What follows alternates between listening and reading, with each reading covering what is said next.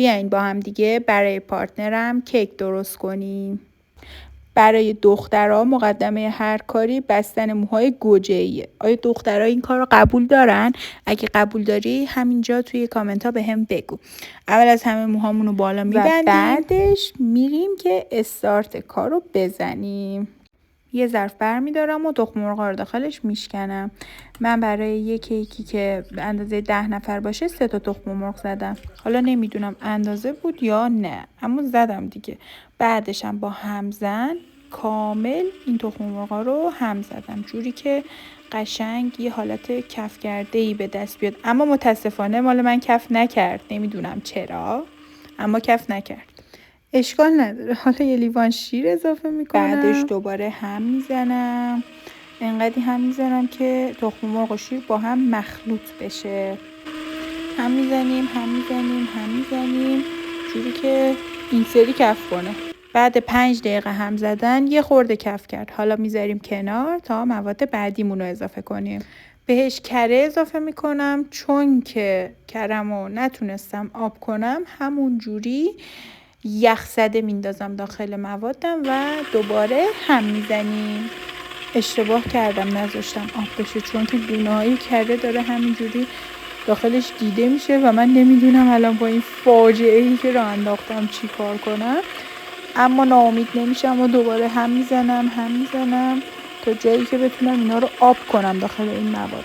دوستان ریدم بدم ریدم آبروی هرچی کیک پز فکر میکنم اینجا یه روبی بود که داشتم هم میزدم، اما کره ها آب نشدم و به این وضع در اومدم. اما اشکالی نداره، بازم هم میزنم تا به یه نتیجه برسم بالاخره. آقا من هرچی هم زدم نشد دیگه، شروع کردم مواد خشکم رو بهش اضافه کنم. آردم و الک کردم و قسمت به قسمت اضافه کردم به موادم و دوباره هم میزنیم. اینجوری که پیداست فکر نکنم خوب بشه، اما من ادامه میدم و امیدوارم که خوب بشه. حالا شما به من بگین که آیا اصلا این راهی که دارم میرم برای درست کردن این کیک درسته یا نه. آخرین قسمت آرد هم اضافه کردم بهش و یه خورده با قاشق هم زدم و دوباره بعدش با همزن هم میزنمش. اما فکر میکنم که درسته، چون قبلا که کیک درست میکردم دقیقا همین جوری میشد آخرش موادم. حالا این قضیه کره که هنوزم داخل مواد داره دیده میشه که حل نشده رو فاکتور بگیریم، فکر کنم که خوب شده باشه. موادش که شبیه مواد کیک شد، اما این کره ها هنوزم هستن و نمیدونم که قرار چی بشه وقتی میره داخل فرن. کف مایتابه رو چرب کردم و موادم رو ریختم داخلش. راستی این تیکر یادم رفت فیلم بگیرم. من داخل این مواد شکلات چیپسی هم ریختم. درش رو بستم و زدم به برق. امیدوارم که خوب بشه. الان نمیدونم این روشنه. سوختم. امیدوارم که خوب شه. بعد 5 دقیقه هنوز هیچ پفی نگرفته، فکر کنم خراب شده. اما بعد 20 دقیقه یه همچین شکلی گرفت و اینکه یه چند تا خلال دندون زدم روی کیک و دیدم که پخته و اومدم که از قالب در بیارم. اوه لحظه حساس. دیدینگ خراب شده. چیکار کنم؟ این شکلات چیپسی ها اشتباه بود که من ریختم، نباید میریختم.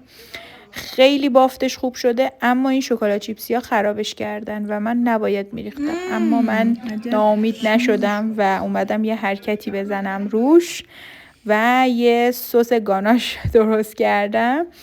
این سسو اگر دستورشو میخواین بگین که بهتون آموزشش بدم، چون که سسش از کیکش خوشمزه تر شد و قالب هر دوش با هم فوق‌العاده شد. یعنی اگر 1% اون کیک مزهش خوب نمیشد و خالی بود اصلا خوب نبود، اما با این سس فوق‌العاده شد.